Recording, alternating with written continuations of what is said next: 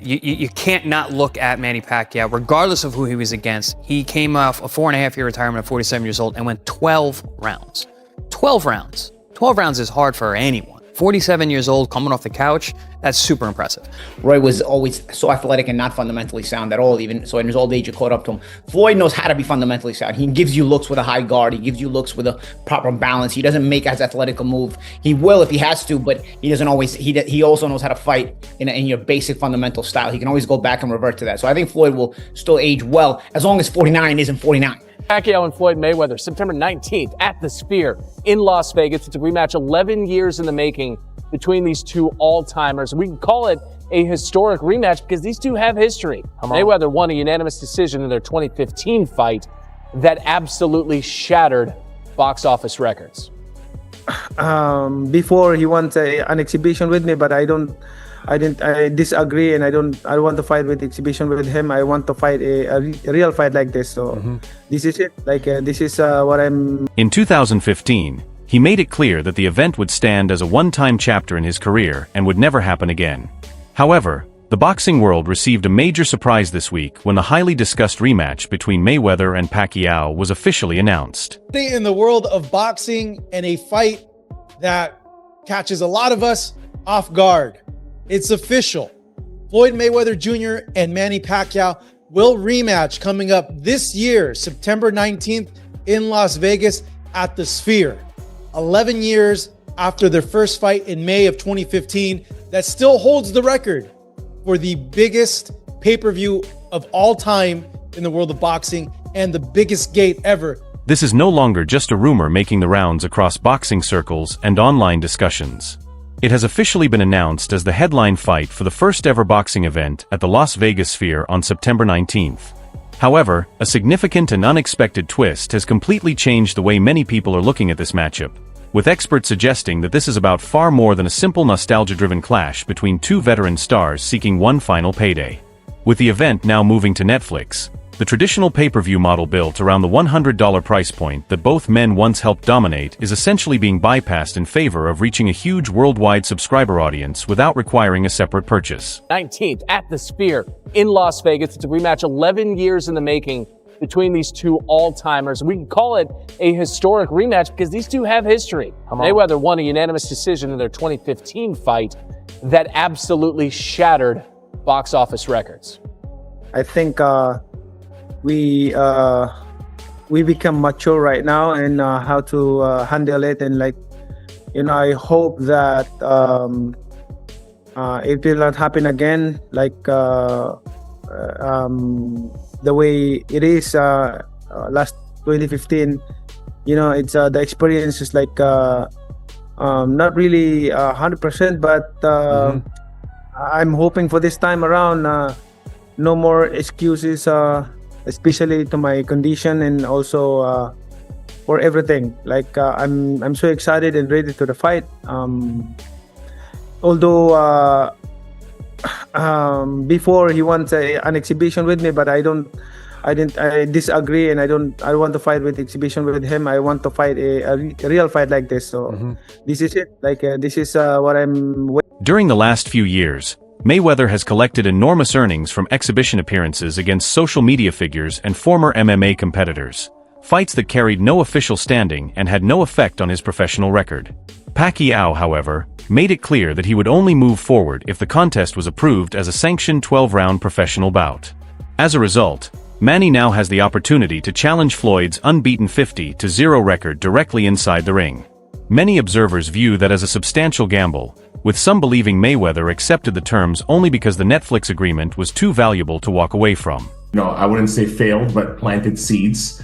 It just took the right time and having the right team in place to be able to get it done, right? It's really a timing thing and all the right people involved in the deal to help make it happen. And of course, having Netflix being a global phenomenon, right? I mean, we'll have hundreds of millions of people viewing this. There's so many additional opportunities that come out of it. So I would say this is more of a timing thing and the size of the platform. And of course, Manny came out of retirement. He did a return pro fight of last year. Obviously, Floyd sees that. Floyd's very competitive. He wants the same thing. He feels he can come in, he can do the same thing, and why not give it that chance? They're both the best in the game. They're both world renowned, and the sport would not be what it. First defeat while also taking aim at Floyd's long-standing TB, or the best ever reputation.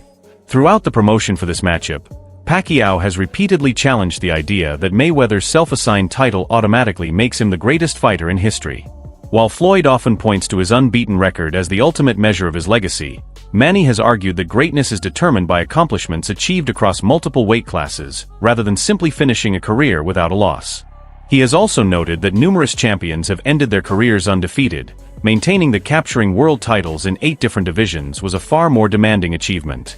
By continuing to push this narrative, a little bit, being in there with Floyd being in there with you, like what was the experience like being there, in the ring, fighting him finally? It's good, but despite all those things, but then after the fight, right after the fight, I went to the hospital and got operated with my Yeah, you got an operation, yeah. Yeah. I remember you posted a picture of. Really hurt. Was he better or worse than you thought he was?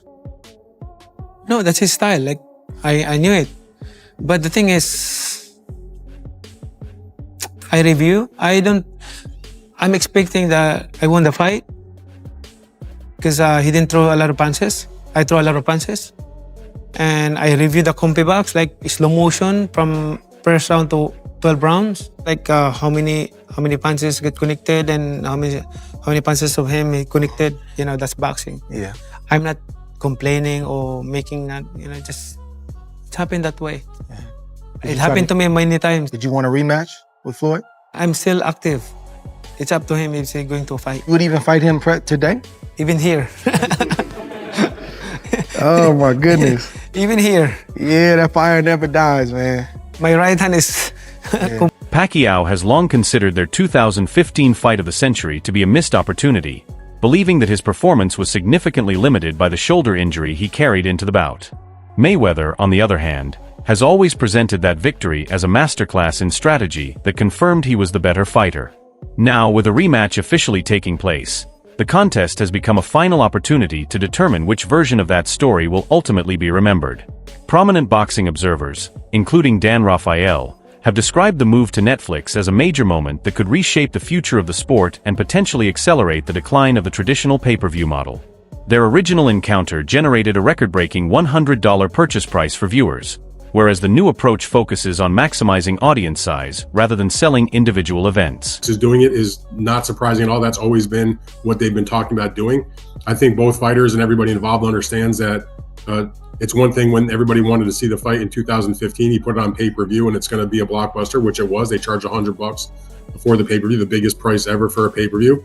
And it set every conceivable record that you could think of in terms of gate, boxing, pay-per-view buys, overall revenue, the sponsorships, the merchandise. You pick a metric and it broke the record. That would not be the case now, 11 years down the road, since they first fought in 2015. So they needed somebody to put up big money, and it really fits the profile of what Netflix is trying to do. I don't view Netflix as like that they want to do regular boxing programming of like normal sort of title fights. They want to do big events, and whatever you want to say about it, maybe not for guys like me or you who are involved in doing boxing related stuff on a daily basis, but for the regular person that's scrolling through Netflix to see what's on a weekend night. They're going to look and say, oh, Mayweather, Pacquiao, I know those guys. They're as famous as any boxers in the world. And if it doesn't cost me any extra money and I'm just paying my normal subscription, The strategy closely resembles the formula that helped transform Tyson versus Paul into a crossover event that attracted attention well beyond the sport's usual fan base. Should this matchup generate the audience numbers Netflix is expecting, it could represent a major shift for boxing. Hate this. I don't hate this. I think it's nostalgic and fun. This is. I know where you're coming from, Jimmy. And Right. I would feel that way normally. The way I felt when Roy Jones Jr. and Mike Tyson were gonna fight. I'm like, this is stupid. This is a cash grab. This is It nonsense. also would have been fun 20 years ago. Yeah, Right, sure. yeah. But that also, you know what happened the day of the fight? I'm like, God, I'm buying it. I'm buying it. And I watched it and I loved it. And I enjoyed it. I enjoyed it. So at the end of the day, fights are fights, but they're also entertainment. I think this is more entertainment than anything. I think the build-up is going to be fun. I think the sport lacks these stars that we used to have back in the day. We got two of them right here. Yeah, they're 50 years old, but you know they're gonna go and fight each other again. They have the narrative, they have the background. It's cool. I did Pacquiao's last fight when he fought Barrios. I was there fight week. It was super fun. It was super fun to have Pacquiao back around. It was buzzing. People came out. The place was packed. This is gonna sell really well. Is the fight gonna be super entertaining? Probably not as fun as the build-up will be, but you know neither was the first one. Well, the first fight was a cash grab. This one's a cash grab. This one sounds like a cash. Sorry, wrong order. This one sounds like a cash grab. The first fight was also a cash grab. But really, you know, that one was also a little bit too late, and really they didn't really fight with that passion and fire. It was more like, I'll dance, you dance, and if nobody gets hurt, we both win. You know, and that's not really what fans want to see. Having said that, the first time around was for the championship of the world. Floyd was champion. You know, Pacquiao was challenging him. I think Floyd had the WBC title at the time, so on and so forth. And you know what I say about, and at the time, it was still a fight that was viable within the whole world landscape of the welterweight division.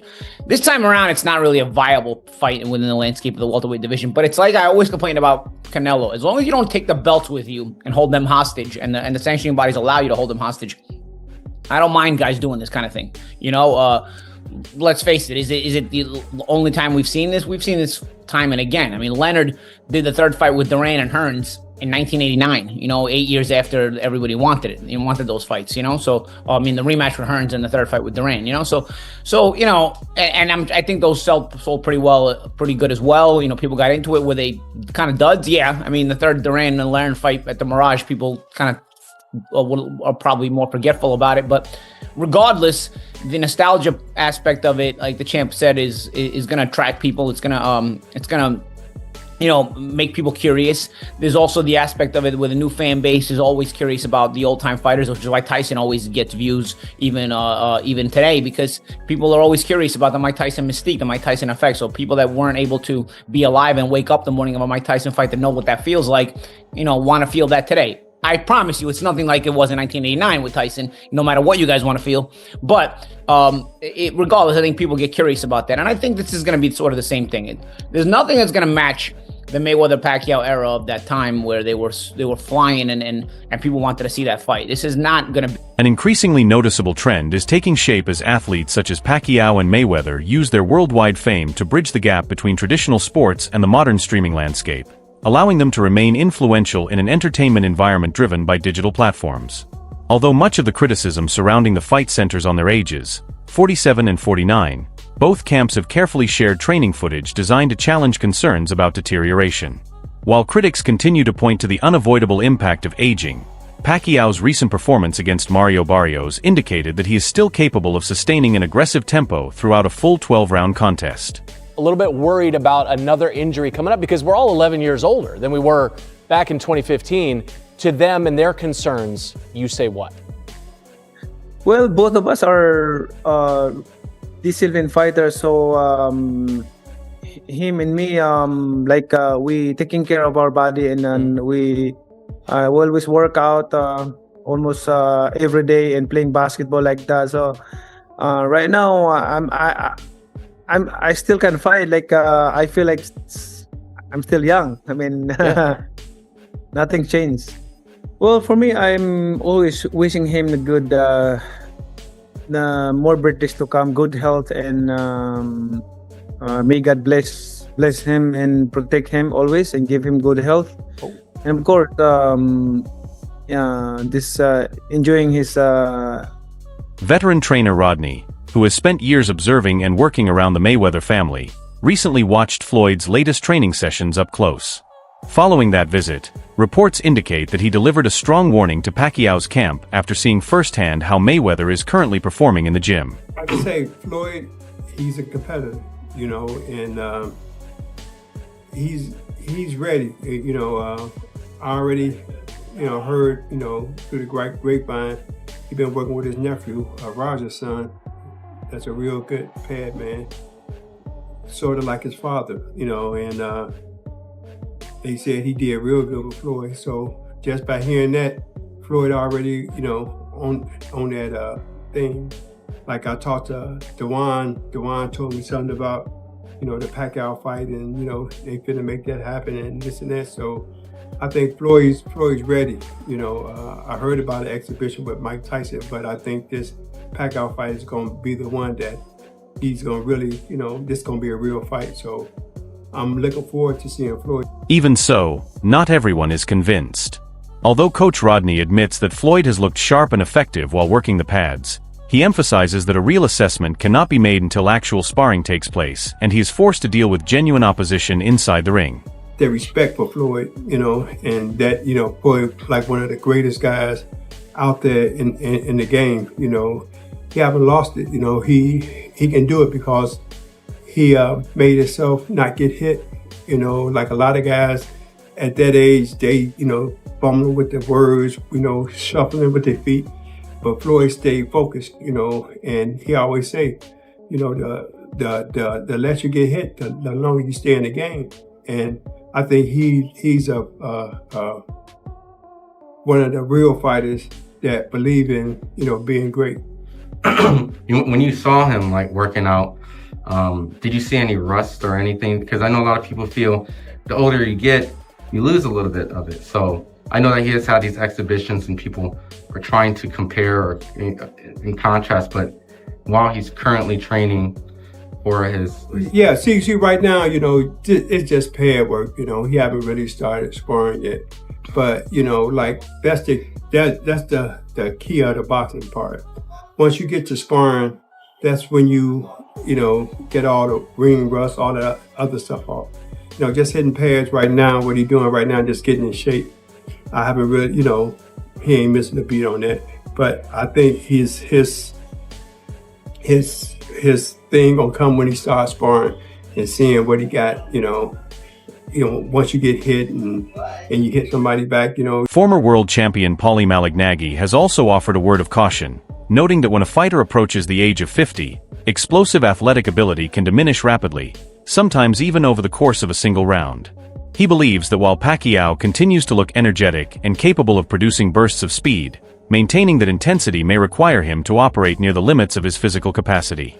By comparison, Malignaggi argues that Mayweather's approach, which relies heavily on defensive skill, not look at Manny Pacquiao, regardless of who he was against. He came off a 4.5-year retirement at 47 years old and went 12 rounds. 12 rounds. 12 rounds is hard for anyone. 47 years old, coming off the couch, that's super impressive. So there's that. Yes, Floyd's been in these exhibitions, but they've only been a couple rounds, but he has looked good in all of them. He's never not looked good, even past his career in these exhibitions. So there's that. You see him in the gym already, he looks great. Floyd. Manny's back in the gym already, which I think coming off the tail end of the last fight and then getting ready for another one, I think is going to actually really accentuate how good these guys can look for their age at this point. Floyd's 49. We don't know what he's got left. I disagree as far as the reaction style that won't age well, because Floyd was always fundamentally sound when he wanted to be. That's why Floyd aged better than Roy did. Roy was always so athletic and not fundamentally sound at all, even so in his old age it caught up to him. Floyd knows how to be fundamentally sound. He gives you looks with a high guard. He gives you looks with a proper balance. He doesn't make as athletic a move. He will if he has to, but he doesn't always. He also knows how to fight in your basic fundamental style. He can always go back and revert to that. So I think Floyd will still age well as long as 49 isn't 49. You know, because 49 is still 49, and that can hurt you regardless. Pacquiao, bro, let's be honest here, all right? Barrios sucks. But Pacquiao also didn't. Barrios didn't look good because Pacquiao didn't look good because Pacquiao looked good. Pacquiao looked good because Barrios sucked. Pacquiao was falling in. Pacquiao, dude, 47 years old, 4.5 years out of the ring, was getting beat up in 4 rounders before styles that. Also do not age well. We talk about all that. The power ages well. But energy style, high output, high stress, high pace energy styles do not age well, okay? And that's what Pacquiao was. Pacquiao never fought a fight where he knew how to slow it down like Floyd does and say, okay, we're going to fight at this level. I disagree. The Thurman fight. Fight, he actually boxed really smart. That was a fast pace. That was a good pace. That fight started in spurts. He fights in spurts now. It's not like he was before. Those are big spurts for a 40-year-old, you know? I mean, he was fighting in spurts with Barrio. He was stealing rounds in every round. He would fight in the end. He was falling in. It was like he's from the front falling in himself. Like he didn't have good legs. He didn't have good legs. Listen, but at the end of the day, I'm not gonna. I told myself I'm not gonna put myself into this conversation. I would beat Pacquiao right now. Right now, I would beat Pacquiao. Okay, all right. I would beat Barrios and I would beat Pacquiao right now. And everybody's gonna think, oh, it's Paul, he's crazy. Okay, see my fights. So my next fight, see my fight. I will beat these guys right now. And Floyd, I don't know, because Floyd's 49 and I haven't seen the way he looks. I saw him hitting some pads with his nephew in the gym, and it looked pretty good. But again, according to the narrative surrounding the fight, Pacquiao's primary objective is to take away what he considers the most important piece of Mayweather's legacy, the undefeated record. He has repeatedly stated that his interest is not in a friendly exhibition or promotional showcase, but in a legitimate contest with the potential to permanently reshape how Floyd's career is remembered. Pacquiao has even said that he wants Mayweather to live with that loss forever, maintaining that the result would have been different had both men met under ideal conditions at the height of their abilities. As a result, the discussion moves beyond championship belts and tangible rewards, focusing instead on the value attached to an unbeaten record.